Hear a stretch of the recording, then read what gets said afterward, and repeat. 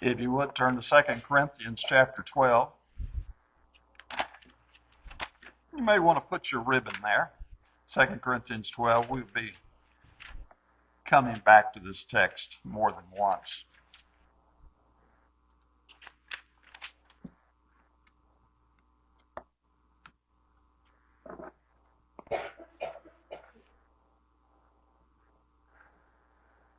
All of us understand how much we rely on physical strength.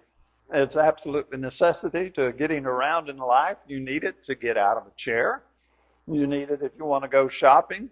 You need it in the kitchen when you come home to cook the things you went shopping to get. Strength is just the fundamental thing that we learn to deal with and navigate with. But what happens when the strength is gone? What happens when there is no answer? All of your wisdom, all of your experience, all of that, everything you would put under the broad category of strength, and there's absolutely nothing that you can do. Now what? What do we do in those situations? Paul was given a thorn in the flesh. Here's a man that looks like a giant to us in so many ways. He has done so many marvelous, wonderful things. He's had a record of physical endurance that just almost staggers the mind. If you're opening in 2 Corinthians 12, look back to 2 Corinthians 11 for just a moment. And starting at verse 23, he starts a list in the middle of that verse talking about being in labors, imprisonments, beaten at times without number, and danger of death. 5 times he received from the Jews 39 lashes. 3 times he was beaten with rods and was stoned. 3 times shipwrecked. He spent a day and a night in the deep. He had been on journeys and dangers from rivers and dangers from robbers, dangers from countrymen, dangers from the Gentiles, dangers in the wilderness, and dangers on the sea, and among false brethren. Many hardships, sleepless nights, and without food and cold exposure. And you look at everything that he did, and you go, this guy is tough. And he was phenomenally tough. And then we look over into chapter 12, and we get down to around verse 10 or so. And he says there was given him a thorn in the flesh. It was just a thorn. A thorn. It's no fun to get stuck by a thorn. They're inconvenient. You'd like to get rid of them, brush them aside. But this thorn was placed in such a way that he could do nothing with it. There was no way out of this one. None of his past experience would resolve the situation he was in. And so he tells us after he prayed to God to remove the thorn, and 3 times he was told no. He finally says, therefore, I'm well content with weakness, with insults, with distress, with persecution, with difficulties for Christ's sake. For when I'm weak, then I am strong. When I'm weak, then I'm strong. That's a little hard to process, isn't it? Because our society focuses on physical strength, mental strength, financial strength, group strength. And now here Paul is in a situation where there's nothing but a no coming from God. And that opens the way to a whole new level of spirituality for him. He says, when I'm weak, then I am strong.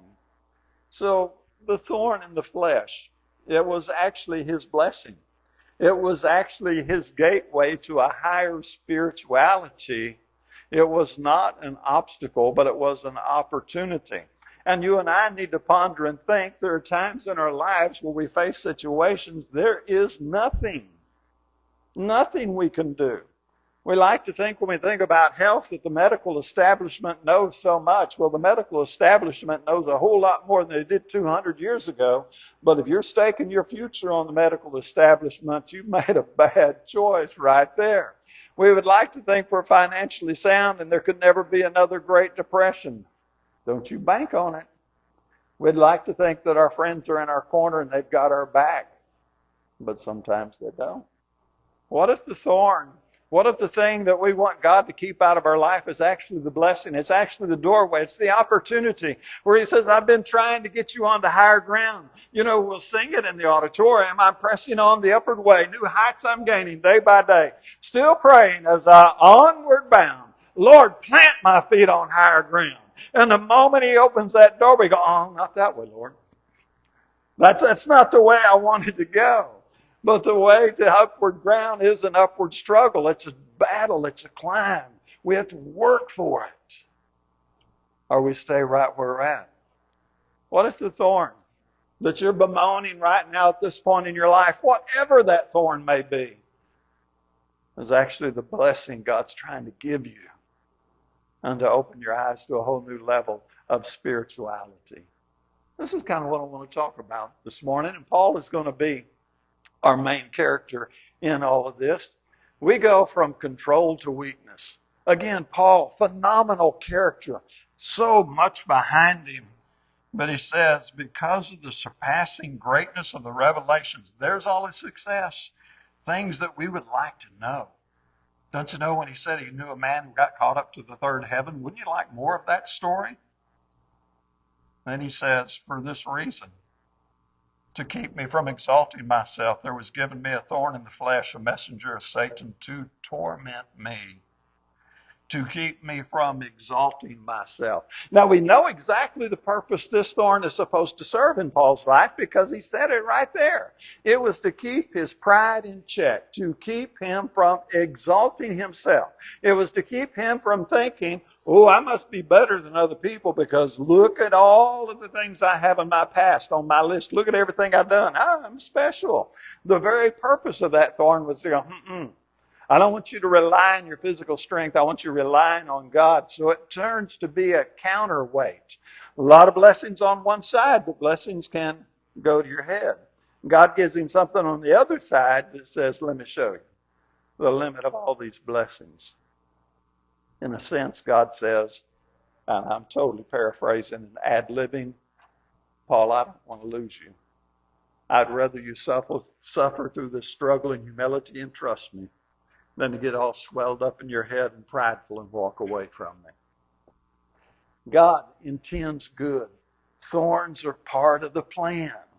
And this is the part of the plan that we push back against, even though how many times have we had James chapter 1, verse 2, 3, and 4 quoted to us? Count it all joy when you fall into various trials. Right there it is. That is God's plan, so that you can be perfect and complete and lacking nothing. This is what God is trying to do through the struggles. But we get into a struggle and something's rubbing us the wrong way. And when it's a thorn that we know isn't ever going away, we can default into bitterness and, oh, poor me. Life just didn't treat me right, and so on and so forth. And God's going, no, you're missing it.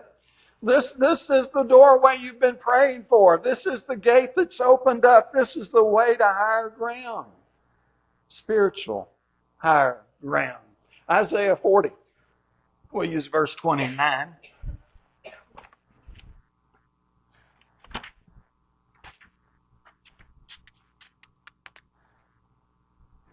He wants us to depend on him. And so he says he gives strength to the weary.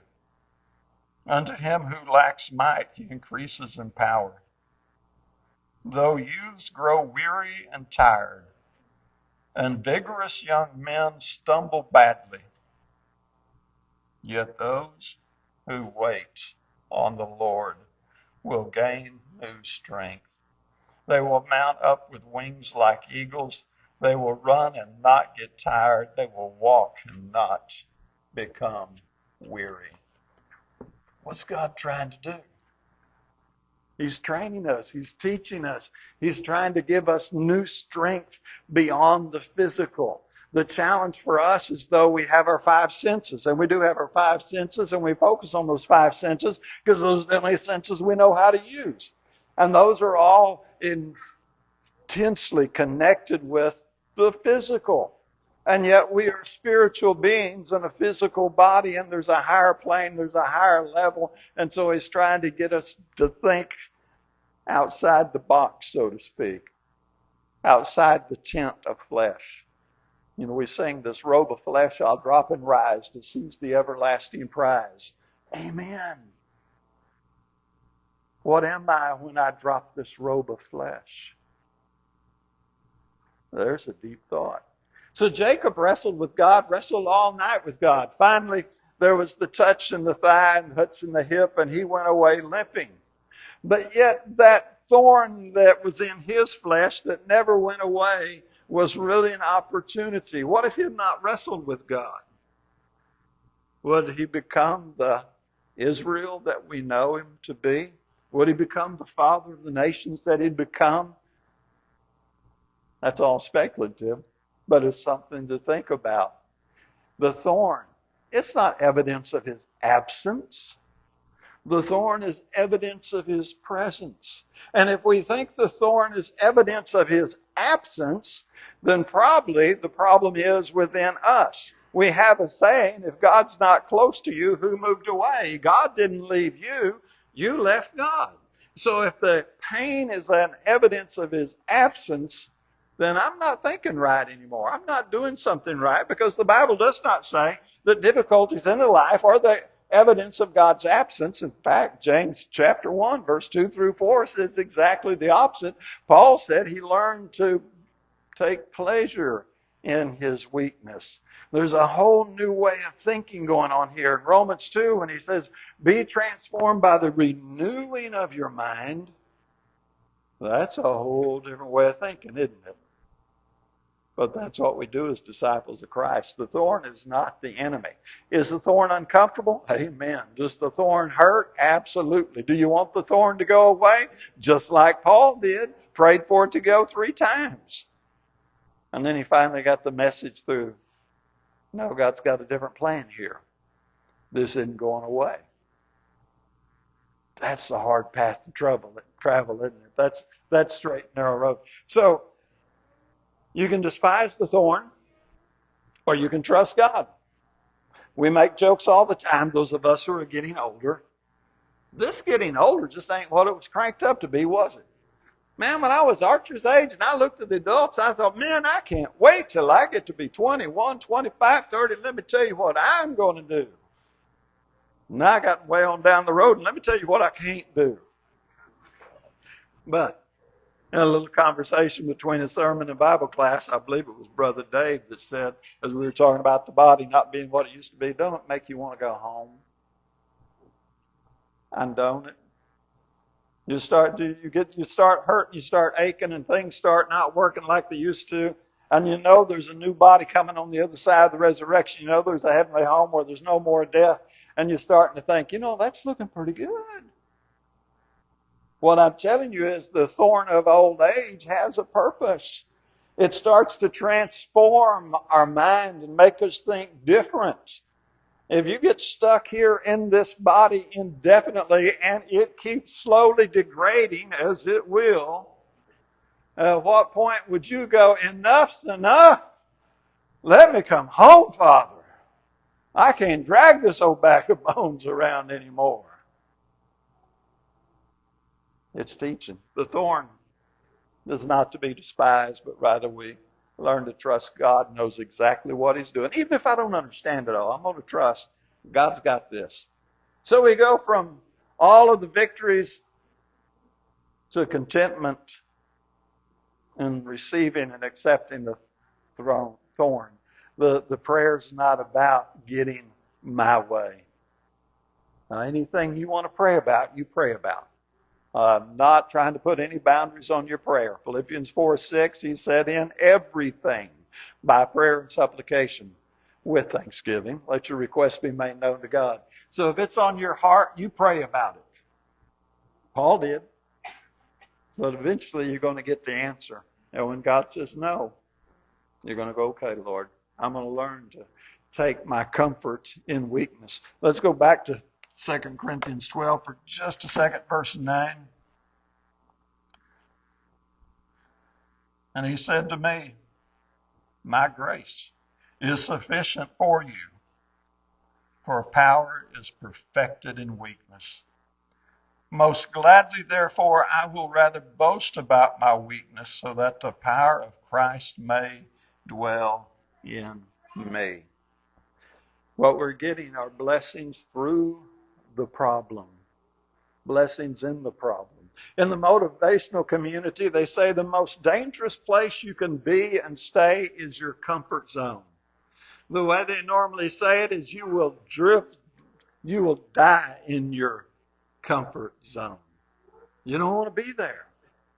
Look, if I take you and say, hey, I got your life all figured out for you, all you got to do is sit here in this recliner. You don't have to do anything. We're going to bring your food to you on a tray. You can just sit in the recliner and eat your food. Here's the remote. You got 482 channels to watch. Now, you are going to have to get up and go take care of your bathroom needs on your own. But otherwise, you don't have to ever get out of that recliner. How long before you can't get out of that recliner? It's not going to be long. Because when you sit in your comfort zone, you slowly die and dwindle. And God didn't put us here to sit in a comfort zone. This isn't paradise. This isn't heaven. This is the training. And through the things that you and I call problems, God's going to know you just don't get to plan yet, do you? These are the training. These are going to make you stronger. That's a hard one to get your mind around. Psalms 23:4. Yea, though I walk through the valley of the shadow of death. That's absolutely necessary. You're going to walk through valleys. And some of them are not going to be as dark as others, and some of them are going to be really dark, and some you're going to enter into and go, how in the world could a person ever get through this? But you'll get through it. And if you don't, you'll go home to glory if you're right with the Lord. But you have a choice. We're going to face those dark valleys. We don't get to pick them, do we? That's just the way it works. So when they come, simple choice. I can be bitter. God, why me? Why are you doing this to me? Or I can be like Paul. What did Paul say?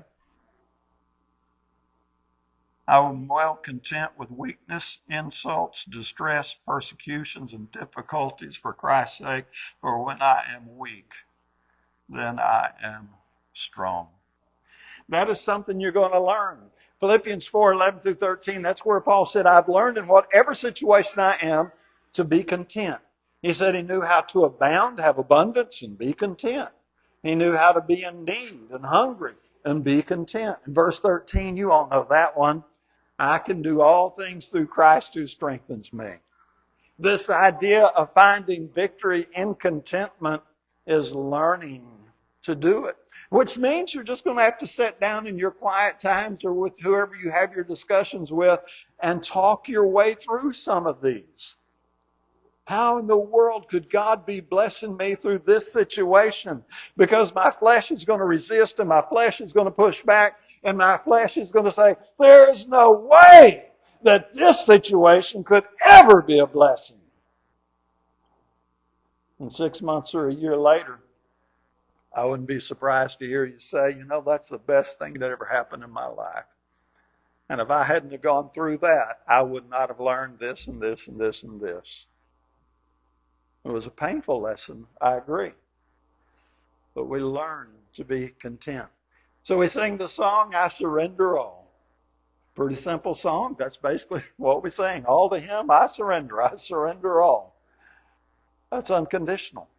We present our body a living sacrifice to be transformed by the renewing of our mind, to be conformed to the image of Christ. We give it all up. And if He says you need to die when you're 33 as Christ did on Calvary, okay, God's got a better plan than I do.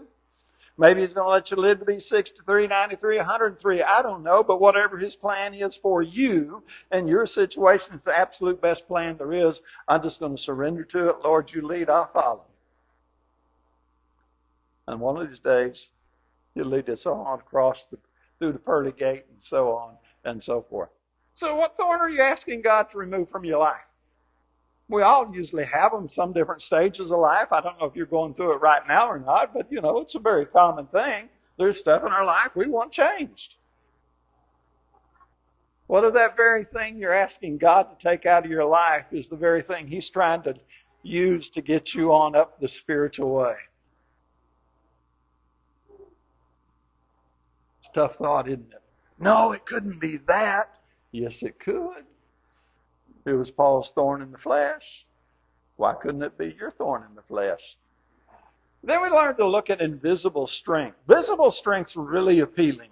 You know, the football players, the basketball players, or whatever their strength is, or the financial giants, and we see it and we go, yeah, that looks really good. That looks secure. But the invisible strength, that stuff back in verse 9, where he says, my grace is sufficient for you, for power is perfected in weakness. Look at that again. For power is perfected in weakness. People aren't going to be seeing that, are they? It's not going to be something we celebrate as a society and as a community. It's going to be one of those private inner victories that does help take you on the upward way. And that's completely upside down from the way of the world, isn't it? The way of the world says you got to take first place. Second place is the first loser. Isn't that motivating? That's the way of the world. But Christ comes along and says, no, power is perfected in weakness. And so we have Calvary. The most triumphant day humanity has ever known, Calvary. When Jesus laid his body down, let them nail him to a tree, and poured out his blood to be the propitiation for our sins. How did that look to the world? From a worldly point of view, it looked like another guy who got sideways with the Roman authorities being executed along with a couple of thieves. Didn't look glamorous, didn't look glorious. And the people way back in that day would not have been proud to be wearing their cross belt buckle or their cross earrings or their cross necklace, because in their culture at that time, in the beginning, that was the lowest form of execution, the most humiliating thing a person could suffer. It was just that bad. You wouldn't have gone around, honored in that sort of way. And yet, if you can see past the physical, it was the most fantastic demonstration of power ever. And we sing about that demonstration of power in a song. We sing, he could have called 10,000 angels to destroy the world and set him free. But he freely gave his life up for us. There's the invisible power. So Romans 12:1 tells us to present our bodies a living sacrifice, because we want to go the upward way. We want to surrender on the upward way. And that is the upward way. You can't get upward without surrendering. It doesn't work that way. Gideon is 300 men. Again, an invisible power there. Only 300 men. In fact, they had too many and they kept paring it down until he got to 300. And then when the battle came, they smashed the jars and they invaded the camp. You knew it was God's power. It wasn't Gideon and his men that won that victory. It was the invisible power of those men who humbled themselves to do the unthinkable, to do the impossible. But they did not do the impossible. God did the impossible. And that's what he would like to work in our lives, is to take our lives of flesh and transform them to being conformed to the image of Christ in such a way that he can invite us into his heavenly home forever and ever. Unfortunately, the flesh is focused on being seen. Look at me, look at me. Look at all I got. Look how nice I look. Look what I drive. Look what I wear. Look what I own. Look what I can buy, so on and so forth. No, totally misses it. So the question is, can you trust the strength that dwells in your weakness when nobody can see it? You know how strong you've been, but nobody else does. Can you do that? From disappointed to delighted. Weakness stirs discontentment, and we want to cover it up. We want to get rid of it, and we want to put on a good show in front of other people and that sort of thing. But Paul went with it. Paul decided just to walk through it. And that's why he could say, after he tried to get rid of that thorn in the flesh, I'm well content with weakness insults, distress, persecution, difficulties for Christ's sake, or when I'm weak, then I'm strong. That's a leap. From struggling, Lord, take it away. Take it now. To no, don't take it away. Don't take it away. Because he found a new level of contentment. That's what he said. I am well content with weakness. So Paul had a learning curve. I don't know what you think about Paul, but I think we tend to take the Bible characters and stick them on a pedestal that's just a little too high. He's on the Damascus Road. Christ appears to him. Paul, why dost thou persecute me? And 3 days later, he's baptized, and we go, whoa, he had it made. Look at him. No, he didn't have it made. Paul had to learn lessons just like you and I have to learn lessons. He had that learning curve too. And he went through it. Now, he didn't want to go through it. He's just human like we are. That's why he prayed 3 times, Lord, take it away. But when he found out God wasn't taking it away, now he's got 2 choices. I can get on board with the Lord and do whatever the Lord's doing, go where he's going, or I can sit back and have a pity party. Pity parties are no fun, so we let God work through our weakness, whatever that happens to be. Let him work through it. Because unless you know a secret way to get rid of it, sometimes you're just stuck. The limits of the flesh, and the flesh will fail you. This is so extremely finite, you and I. Aren't any of us know as much as we think we know? That's kind of a funny thing there, but that's just the way it works. We don't know much. And there's an infinite sea of stuff to know. And who knows it? God does. So who do you want to trust? This little 3-pound brain that doesn't know much, doesn't get it right all the time? Or would you rather trust God who gets it right all the time? If you can get your head around it, you're going to want to trust God. So we have Joseph. He's going through some thorns in the flesh, if you would. He's got some brothers that really don't like him too much. In fact, they decide to kidnap him and sell him off.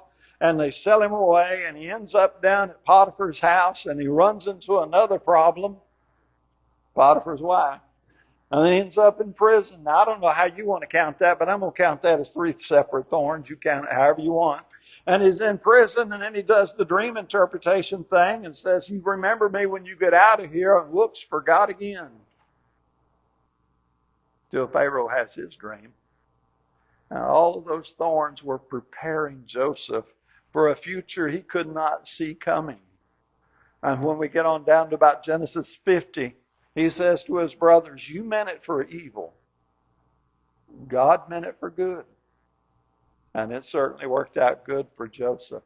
So what would you change if you could change? You're looking back at your life, and we all have those stories that we don't like, of course, because life is not just and fair 100% of the time. And you look back at it and go, man, if I could change this or I could change that. And then finally, you reach a level of maturity where you say, I would not change a thing. And that's not just Christians. That's a lot of folks who said the struggles and the trials and the injustices I went through got me to where I am today. And without them, I would not be the man or woman I am. I wouldn't change a thing. Do you think Joseph would change it? Well, what I want, Lord, is just a fast track. Let me hang out in Dad's house. And then when you need me to be second to Pharaoh, I'll pack my bags and I'll go take that job. He didn't get a shortcut, did he? He had to go through the thorns. That's what we do. What would you change if you could change it? But what if God's trying to work through that very thing you're wanting to change? Last point, we want God on display. God's light is the brightest in Paul's life when Paul gets the no. That sounds a little weird, doesn't it? But when we're relying on our strength and our think so and our ideology, we're kind of putting God off to the back burner, so to speak. The thorn wasn't his downfall. It's his doorway to let the greatness of God shine. And again, that's exactly what he said. My grace is sufficient for you, for power is perfected in weakness. weakness. Paul would never, ever have known power perfected had he not been placed in a weak place. He couldn't have, because power is perfected where? Go ahead, say it. In weakness. I want to experience perfected power. Where do I have to go? Oh, these places I don't want to go. That's the spiritual training. In 2 Corinthians 4:7, Paul refers to having this blessing in clay jars. That's all you and I are. We're a little wisp of vapor. We get our 70, 80 years. We may get longer with some of the medical advances we have, but you're going to die. We're going to stick you in a casket. We're going to meet with your family. We're going to cry a few tears. We're going to walk up to the casket and go, he looks pretty good, don't he? Or we're going to say, they ought not to have that open casket. That was a bad choice. And we're going to do all the little things that we do because we're clay. But God chose to take this clay, this dust that He breathed life into, and say, I want to put my gift in that. And when it chips and it cracks and it does what it does, I want you to think of it this way. The cracks are where His greatness shines through. The chips are where His greatness is going to shine through. The thorn is going to keep us tethered to the truth. And that's exactly where we need to be tethered, even if being tethered doesn't feel comfortable at times. So the world sees weakness when they look at like Paul and he's got a thorn in the flesh, or they look at older people. We look at the young people that are up and coming. They're going to be athletes, businessmen, and tycoons of business. And we think, oh, boy, that's awesome. And we see a 92-year-old on a walker at the grocery store, and we go, yeah, go down another aisle. It's weakness. We don't like to look at that weakness, do we? We're just like, no. But God sees an opportunity in our weakness and our struggles and our finite case. And He never, ever depended on our strength to start with. Let that one settle in a second. God never needed Paul to be strong physically, financially, intellectually. All he needed was Paul to get Paul out of the way, so to speak, and let God shine through. And He doesn't need anything more from you and I than to get our own little private agendas and our own little selfish, petty lives out of the way and let His light shine through us. So you can get bitter. My weakness is running everything. I can't have any fun anymore. Or you can turn it over to God and rest in faith and trust in God. So, living like Paul. This sermon is meant to be lived because I know a lot of us struggle in a lot of different ways. And if it's just age catching up on you and you can't do what you used to do, amen. We'll get together and commiserate, but I can't change it. Be honest. Be honest with yourself. Don't try to hide your thorns from yourself. You've got them. We've all got them. Now, I don't want you to go out and broadcast to everybody. We don't need that either. But you need to be honest with them. Redefine strength. God does shine through the cracks. And He's the one I want to shine. When He said, let your light so shine before men that they may see your good works, glorify your Father, He wasn't talking about you being all fantastic and fabulous. He was talking about your Christianity, His light shining. Cultivate contentment. Find joy in His presence. You've got God. That's all you need. That's all you need for eternity. Be a vessel. Carry Christ in your little vessel of clay. And then set your mind on the resurrection. Because this mortal was not intended to be permanent.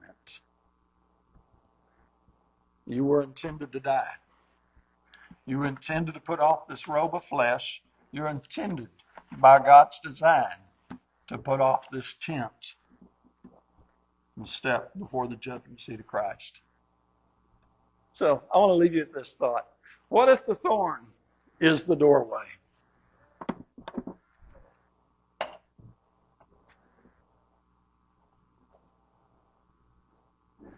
I don't know exactly where you're at. I don't know what all you're struggling with. I do know this. Everybody's personal struggle is usually the worst struggle in the universe. It's a little bit like this. There's only one good-looking baby, and every mama has it. Our troubles, we think are the worst thing that's ever been on planet Earth. I'm not going to argue with that. Go ahead and believe it. But then take it and turn it around and say, but God knows what he's doing. And it's going to be okay. I'm going to get on board and I'm going to follow God. I'm going to walk in his footsteps. One more question. Are you walking in his footsteps? If you're not, let us help you. While together we stand and sing.